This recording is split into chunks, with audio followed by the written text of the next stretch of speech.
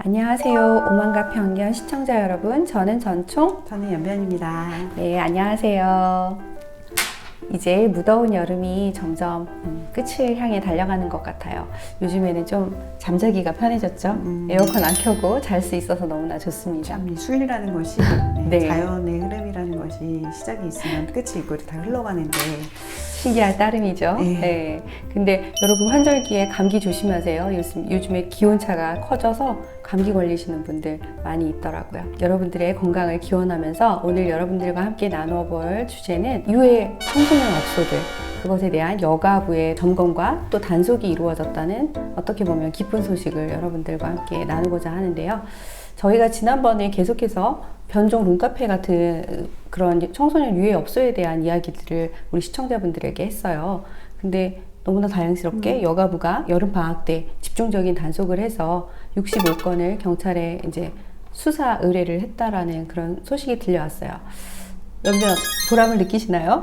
전 너무 기뻤어요. 제가 네네. 처음에 이제 전 총장님께 룸카페라는 곳을 아세요? 이렇게 그렇죠. 저는 몰랐어요. 사실. 네, 라는 말을 했을 때 이제 많은 분들이 모르셨을 텐데 이것이 청소년 유해업소로 이제 단속이 이루어지기까지 그렇게 오랜 시간이 걸리지 않았어요. 그래서 너무 기쁘고 좀 더 확산됐으면 좋겠다. 사실 룸카페 자체가 나쁜 곳은 아니잖아요. 그렇죠. 말씀드렸지만 건전하게 운영된다면 정말 좋은 곳일 수도 있어요. 네네. 이제 서로의 집을 방문하지 못하는 상황에서는 근데 이렇게 변종으로 운영되는 경우에 누군가 관리를 해야 되는데 범죄의 온상이 될 수 있는데 그것이 관리가 시작되었다. 저는 시작이라고 생각합니다. 이 관리는 계속되어야 되고 한간에 그런 댓글도 있었잖아요. 그런 것도 없으면 청소년들은 어디 가냐. 예, 그런 걸로 덮지 맙시다. 우리 비겁하잖아요. 네. 이렇게 변종으로 운영되는 것은 불법이고 그것을 눈 감아줘서는 안 된다고 생각하고요. 네. 너무 기쁜 예. 맞아요. 지금 연변이 또 이야기해준 중요한 포인트가 있는 것 같아요.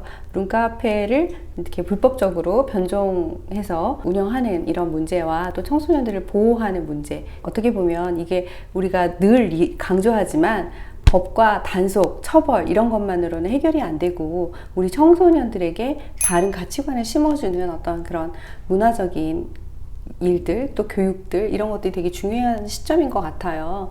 그래서 룸카페에 대해서 또 찬성하시는 분들은 지금 연변이 얘기한 것처럼 우리 청소년들 너무 학업 스트레스도 심하고 그리고 또 우리 아이들이 성적 자기결정권이 있는데 자기들이 원하면 동의하에 성관계를 할 수도 있는 거 아니야? 그런데 왜 그게 룸카페여야만 하는지 저희는 그런 것에 대해서 좀 문제를 제기하는 입장이고요. 사실 룸카페 말고도 이런 업소들이 더 많이 있습니다. 룸카페라는 이름을 단 곳만 지금 단속이 일부 이루어지고 있는 걸로 알고 있는데 사실 전에 이제 온라인상에서도 이슈가 됐던 만화카페에서도 커튼을 쳐놓고 이런 일들이 종종 발생하고 키스방 이런 것도 있잖아요. 그렇죠. 그리고 멀티방 같은 것도 있어요. 요즘에. 네, 방 이렇게 대화방으로 시작돼가지고 지난주에 우리가 방송으로 나갔던 알바 여직원 여직원의 이력서를 보고 이제 업소로 데리고 갔던 것처럼 이렇게 실제로 여학생들을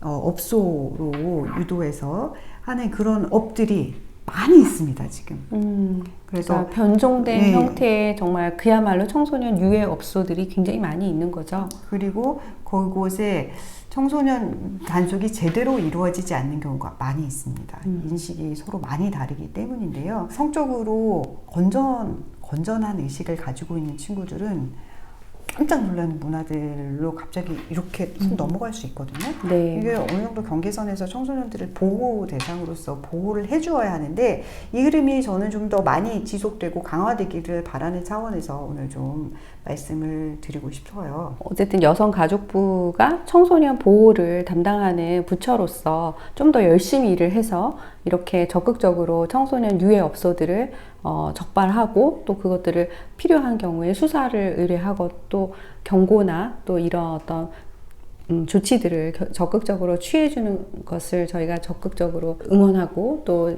여가부가 마땅히 그런 일을 해야 된다라고 생각을 하는 거죠. 이제 청소년의 성적 자기결정권은 어떻게 보장해 줄 것이냐. 이 문제는 약간 별개의 문제이긴 한데요. 네. 성적 자기결정권을 주장하시는 분들이 극단적으로 예를 드는 것은 사실 해외에 가면 엄마 아빠가 있는 집에 남자친구를 데리고 와서 다른 방에서 밤을 보내기도 한다. 그것이 뭐가 문제냐? 그 친구의 성적 자기결정권을 보호해 주는 것이라면 자유를 보장해 주는 것이다. 이런 얘기를 하거든요. 가치관에 따라서 그것을 추구하시는 분도 있고 아닌 분도 계실 것 같아요. 네. 그 문제는 진짜 완전히 별개입니다. 네네. 네. 그렇죠. 그 자기결정권을 보호하기 위해서 현재 유해업소로 분류가 된 업소들을 그냥 방치하자. 이거는 절대로 있어서는 안 될 그렇죠. 얘기라는 점을 좀 강조드리고 싶어서 그리고 이런 업소들을 우리가 스스로 좀 찾아야죠. 그렇죠. 이게 분명히 이제 성행위를 하도록 이제 허락된 그런 장소는 아니잖아요. 그런 면에서 여러 가지 문제들이 발생할 수 있고 그것들을 우리가 유해업소라고 진단을 하고 그것들을 발견하고 부모님들이 혹시 이렇게 우리가 어른으로서 우리 자라난 청소년들을 보호하기 위해서 이상한 어떤 그런 업소들 잘못 운영되고 있는 그런 것들을 봤을 때 좀 적극적으로 신고도 해주시고 이렇게 해서 우리 청소년들을 좀 안전하게 보호하는 나라가 됐으면 좋겠다는 저희의 그런 간절한 바람 오늘도 담아서 네, 이 영상을 업주분들도 찍어봤어요. 네. 변종으로 운영하지 말아주시고 네. 건전하게 운영하면서 원래 목적대로. 건전한 운영이 활성화될 수 있도록 서로 그렇죠. 같이 그런 노력을 기울였으면 좋겠다는 바람을 담아봤습니다. 네, 그래서 밝고 건강한 사회가 되기를 바라면서 오늘 오만과 편견 시청자 여러분들과 여기까지 이야기 나누겠습니다. 지금까지 시청해주신 여러분 감사합니다.